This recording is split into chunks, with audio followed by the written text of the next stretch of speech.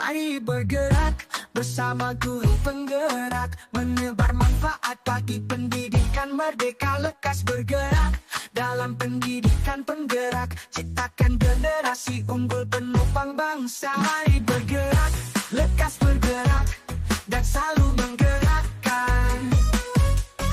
Mari bergerak, lekas bergerak, dan selalu menggerakkan. Mari bergerak bersama guru penggerak, menebar manfaat bagi pendidikan. Assalamualaikum warahmatullahi wabarakatuh. Salam guru penggerak. Saya Muhammad Altof, calon guru penggerak Angkatan 11 Kabupaten Ogan Ilir. Pada kesempatan ini saya akan melaksanakan demonstrasi kontekstual modul 3.1, pengambilan keputusan berdasarkan nilai-nilai kebajikan sebagai pimpinan. Pada kesempatan ini saya akan mewawancari dua kepala sekolah, yaitu Kepala SMA IT Raudatul Ulum Saka 3 dan Kepala SMP IT Raudatul Ulum Saka 3. Selamat menyaksikan. Mari bergerak. Assalamualaikum Ustaz. Waalaikumsalam. Apa kabar Ustaz? Ustaz, terima kasih ini sudah menyempatkan waktu untuk sesi wawancara. Dalam sesi ini saya melaksanakan tugas untuk melengkapi tugas modul 3.1, itu demonstrasi konseptual terkait masalah mengambil keputusan berdasarkan nilai-nilai kebajikan sebagai pemimpin.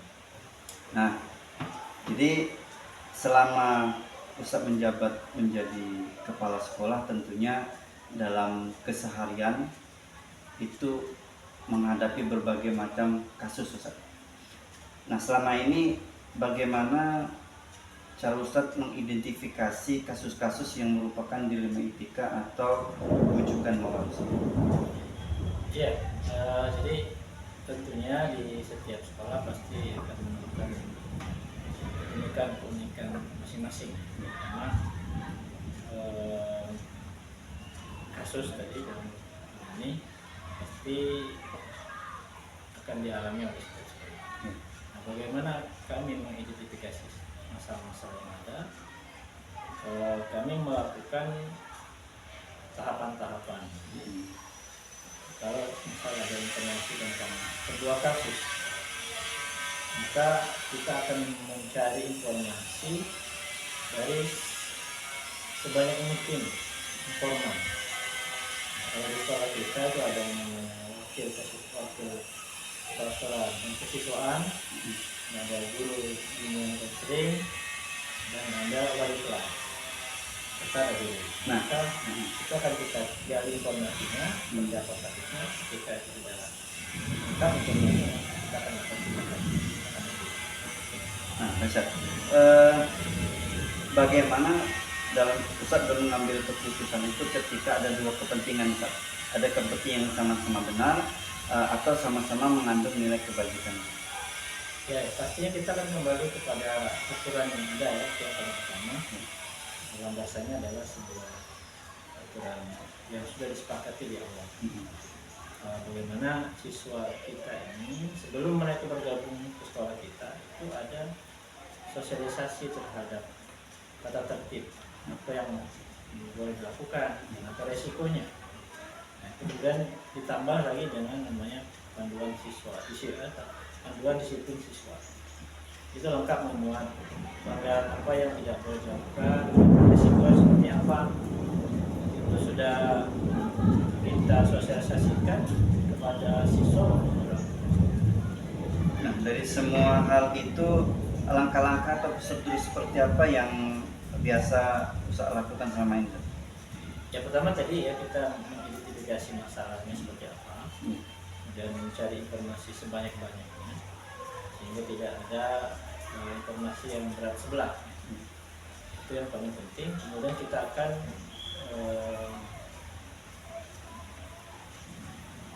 mencoba untuk menyamakan mungkin aturan yang sudah kita buat, tetapi tidak juga mutlak seperti itu. Kita akan coba berdiskusi dengan berbagai macam pihak yang punya kepentingan di situ, akan kita coba aja bicara langsung terhadap siswa ini, hal apa yang membuat anak ini kemudian melakukan tindakan-tindakan yang indisipliner atau melanggar tata tertib yang ada. Nah, dari beberapa langkah-langkah prosedur itu mungkin ada yang paling efektif menurut Ustadz lakukan itu seperti apa? Yang pasti musyawarah. Jadi musyawarah kita memanggil tadi pihak yang punya irisan yang ini, meminta pandangan dan meminta pertimbangan yang paling tepat dan yang paling bijak untuk sebuah kasus yang dihadapi oleh seorang siswa atau santri yang ada di sekolah kita. Nah, dari hal tersebut mungkin ada tantangan-tantangan yang saya hadapi dalam mengambil keputusan itu. Ya, tentunya ada. Ya, pasti akan ada perdebatan ini. Perbedaan pandangan antar satu pihak. Nah, makanya kita tidak akan terburu-buru dalam mengambil keputusan. Biasanya kita rapat dalam mengambil keputusan itu bisa 2 sampai 3 kali rapat sampai ketemu titik terang yang paling adil, yang paling bijak dalam keputusan itu. Dari tantangan-tantangan tadi dalam menyelesaikan sebuah kasus, apakah ada tata kalanya atau jadwal tertentu yang memang bisa laksanakan, baik bentuknya sosialisasi atau prosedur atau seperti apa? Ya, sudah. Jadi sebelum kita melaksanakan rapat atau mengambil keputusan, kita akan adakan mungkin rapat-rapat kecil. Bahkan sebelum ada rapat itu kita akan coba panggil pihak-pihak yang terkait, termasuk siswa yang melanggar itu kita akan ajak bicara bagaimana mungkin alasan kenapa dia melakukan itu, tidak berapa kali dia melakukan itu, seterusnya. Jadi tidak langsung satu kali rapat langsung keputusan, tidak, tapi bisa berulang-ulang sampai menemukan keputusan yang paling tepat. Nah, dari keputusan itu adakah seseorang atau faktor-faktor tertentu yang mempermudah Ustadz dalam mengambil sebuah keputusan? Ya, karena ini diambil dengan musyawarah, jadi tidak sulit bagi kita untuk memutuskan masalah seberat apapun. Karena tadi kita mengedepankan data yang lengkap, dan menghilangkan emosional ya, baik itu emosi pribadi maupun perasaan pribadi. Sehingga keputusan itu memang objektif sesuai dengan aturan yang ada, namun juga kebijakan itu tidak merugikan pihak manapun. Oke, Ustaz. Dari sekian banyak pengalaman yang sudah Ustaz bagikan kepada saya, pengalaman apa yang bisa Ustaz petik dalam mengambil sebuah keputusan? Ya, jadi keputusan itu harus kita ambil ketika sudah melakukan tahapan yang benar. Tahapan yang paling utama adalah bagaimana kita harus mampu mensosialisasikan peraturan yang ada kepada siswa dan orang tua sebelum terjadi kasus itu sendiri. Jadi kita harus menjelaskan peraturan-peraturan yang ada dan risikonya seperti apa. Setelah itu kita sosialisasi dan ternyata masih ada yang melanggar, maka kita masuk tahapan yang kedua adalah menyelesaikan kasus tersebut, tentunya dengan tahapan-tahapan juga, dengan identifikasi masalahnya seperti apa, kemudian mencocokkan antara aturan dan tindakan, kemudian baru bermusyawarah untuk mengambil keputusan paling tepat yang nantinya berdampak positif terhadap si pelaku itu sendiri. Terima kasih Ustaz. Dari perbincangan ini harapannya saya bisa mengambil pengalaman daripada pengalaman Ustaz sebagai kepala sekolah dalam mengambil sebuah keputusan. Artinya ke depan keputusan itu tidak bisa kita putuskan secara sendiri. Artinya kita perlu bermusyawarah agar mendapatkan keputusan yang sangat bijak. Sekali lagi terima kasih atas waktu dan kesempatannya. Akhirul kalam, wassalamualaikum warahmatullahi wabarakatuh. Waalaikumsalam. Mari bergerak Assalamualaikum warahmatullahi wabarakatuh. Ustaz. Assalamualaikum. Apa kabarnya? Alhamdulillah sehat. Baik Ustaz, di sini kami dari Guru Penggerak Angkatan 11 Kabupaten Ogan Ilir. Dan kesempatan ini kami ingin mewawancarai Ustaz selaku kepala sekolah dalam modul pengambilan keputusan berbasis nilai-nilai kebajikan sebagai pimpinan. Nah, ada beberapa pertanyaan yang ingin kami sampaikan. Yang pertama, selama ini bagaimana Ustadz dapat mengidentifikasi kasus-kasus yang merupakan dilema etika dan bujukan moral, Ustadz? Kita punya tim ya dalam sekolah. Ada tim kesiswaan, ya, ada wali kelas, dan ada guru. Maka identifikasi masalah-masalah tersebut tentunya kita melalui mekanisme seperti itu. Ya. Pertama dari wali kelas kita minta untuk memberikan catatan-catatan ya, terkait masalah yang dihadapi oleh anak-anaknya. Kemudian setelah itu disampaikan oleh wali kelas menuju ke waka kesiswaan atau tim kesiswaan sekolah ya, selaku pembina. Baru setelah itu dari tim kesiswaan membawa hal tersebut kepada pengurus harian sekolah sampai nanti di dalamnya ada kepala sekolah juga tersebut. Dari situ kita mengidentifikasi masalah-masalahnya. Artinya selaku pimpinan senantiasa melakukan kolaborasi dengan tim, Ustaz, ya, sehingga untuk memperoleh hasil yang lebih maksimal seperti itu. Baik, untuk selanjutnya selama ini bagaimana Ustaz menjalankan pengambilan keputusan di sekolah, Ustaz, terutama untuk kasus-kasus di mana ada dua kepentingan yang sama-sama benar atau sama-sama mengandung nilai kebajikan itu sendiri, Ustaz? Ya, kita mengedepankan musyawarah ya. Musyawarah, kemudian meminta pendapat dari berbagai macam pihak ya, baik itu guru di kelas, baik itu pengurus sekolah, baik itu pembina OSIS, sampai nanti kita bisa saja minta pendapat dari beberapa orang-orang yang punya kedudukan di lingkungan sekolah kita ya, terutama yayasan umpamanya, sebelum kita mengambil keputusan ya.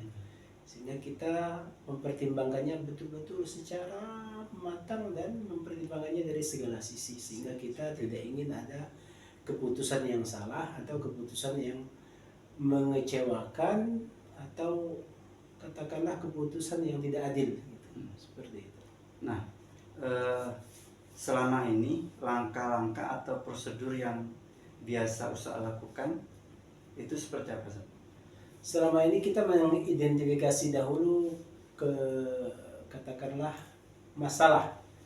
masalahnya ini genting, masalah biasa atau masalah sangat genting sekali sehingga mengarah kepada harus mengambil keputusan ya, seperti itu.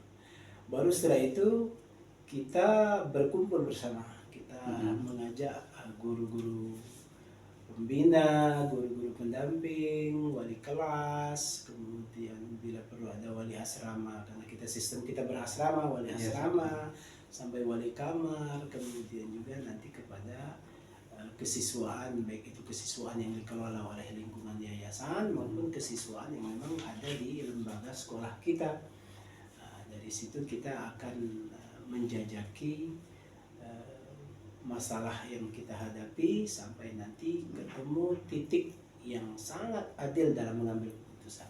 Nah, lalu hal apa yang Ustadz anggap paling efektif dalam mengambil keputusan daripada kasus-kasus yang pernah ada nih, Ustadz? Yang paling efektif adalah ketika kita mendudukkan persoalan atau masalah-masalah yang kita temui tersebut pada jalur-jalur aturan yang sudah ada di lingkungan sekolah kita. Ya, apakah ini sesuai dengan aturan atau tidak, sesuai dengan norma sekolah atau tidak, itu yang paling efektif dan sangat membantu kita dalam mengambil keputusan. Lalu ketika dalam pengambilan keputusan kan tentunya ada tantangan. Nah, tantangan-tantangan apa yang saya hadapi dalam mengambil keputusan di Lima Etika? Ada banyak tantangan ya. Salah satu contoh tantangannya adalah ketika kita menemukan latar belakang keluarga daripada siswa kita, daripada pelajar kita ya. Latar belakangnya secara ekonomi bagaimana, latar belakang sosialnya bagaimana, latar belakang pendidikannya bagaimana, sehingga itu sangat penting untuk dijadikan pertimbangan dalam mengambil keputusan, agar keputusan tersebut katakanlah bisa kita pertanggungjawabkan dan memberi rasa keadilan kepada orang tua atau keluarga daripada siswa-siswi kita tersebut. Nah, dengan adanya kendala-kendala ini kan tentunya Ustadz dalam mengambil keputusan ini tidak langsung serta-merta di saat itu saja. Nah, apakah ada jeda waktu, jadwal, prosedur dan lainnya dalam melaksanakan menentukan keputusan itu, Ustadz?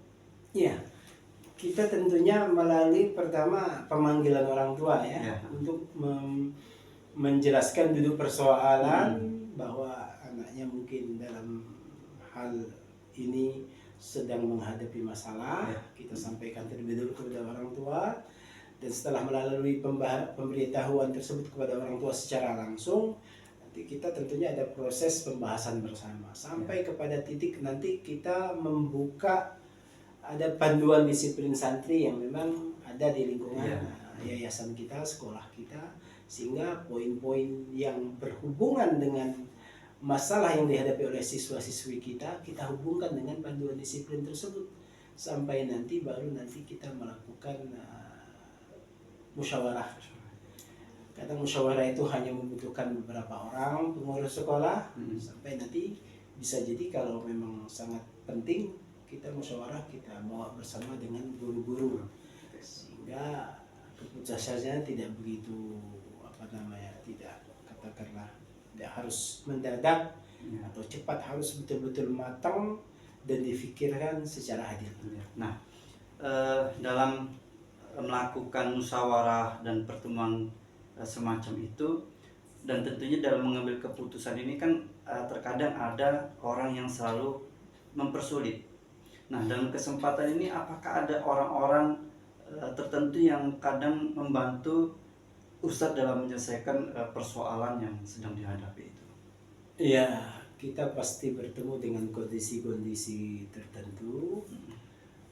Tentunya dalam kondisi tertentu itu juga ada orang-orang tertentu juga yang kadang ikut memberikan bantuan pemikiran, solusi, sehingga alhamdulillah melalui bantuan pemikiran dari orang-orang tertentu di lingkungan sekolah juga, atau bisa jadi dari orang tua juga, kita bisa mengambil keputusan yang katakanlah tadi bijak ya, kemudian keputusan yang berkeadilan ya, tidak menzalimi satu sama lain. Baik, Ustadz, sudah banyak pengalaman yang Ustadz bagikan kepada kami. Tentunya ini menjadi eh, pengetahuan pembelajaran yang nantinya dapat dikembangkan dan dibagikan kepada yang lain seperti itu. Nah, dari semua hal yang setelah Ustaz sampaikan tadi, mungkin ada hikmah yang bisa Ustaz bagikan, yang bisa Ustaz petik dari pengalaman Ustaz dalam mengambil sebuah keputusan dari setiap kasus itu, Ustaz. Ya. Pertama ya, pastikan keputusan itu jangan bersifat pribadi. Ya. Jangan karena kita punya posisi maka keputusan itu kita yang ambil secara langsung, karena ini adalah sebuah organisasi, maka pastikan bahwa keputusan tersebut adalah keputusan organisasi, bukan keputusan pribadi. Kedua, jangan mengambil keputusan ketika emosi. Ada kalanya seseorang emosi lalu tiba-tiba dia menyampaikan sesuatu kata-kata yang itu sebenarnya setelah dikaji ternyata tidak menguntungkan, bahkan mungkin menzalimi orang lain. Itu tidak baik sekali. Jadi pastikan, satu, jangan atas nama pribadi keputusan. Kedua, pastikan keputusan tersebut tidak diambil saat emosi. Ketiga, pastikan selalu meminta pendapat dan mengedepankan musyawarah. Ya, wa amruhum syura bainahum wa mimma razaqnahum yunfiqun. Allah mengajarkan seperti itu. Amruhum syura bainahum, selalulah bermusyawarah saat menghadapi masalah-masalah. Ya, seperti itu. Baik, terima kasih Ustaz dari wawancara dengan Ustaz dan dengan berbagai pengalaman yang Ustaz bisa bagikan kepada kami. Ini luar biasa sekali. Mudah-mudahan ini bisa menjadi pelajaran berharga bagi teman-teman yang lain yang menonton video ini, agar dalam mengambil keputusan itu diutamakan untuk selalu bermusyawarah, bukan mengambil keputusan secara pribadi. Baik Ustaz, terima kasih atas waktu dan kesempatannya. Kalau ada kata yang salah saya mohon maaf, kalau Allah semampun. Bila wassalamualaikum warahmatullahi wabarakatuh. Waalaikumsalam warahmatullahi wabarakatuh.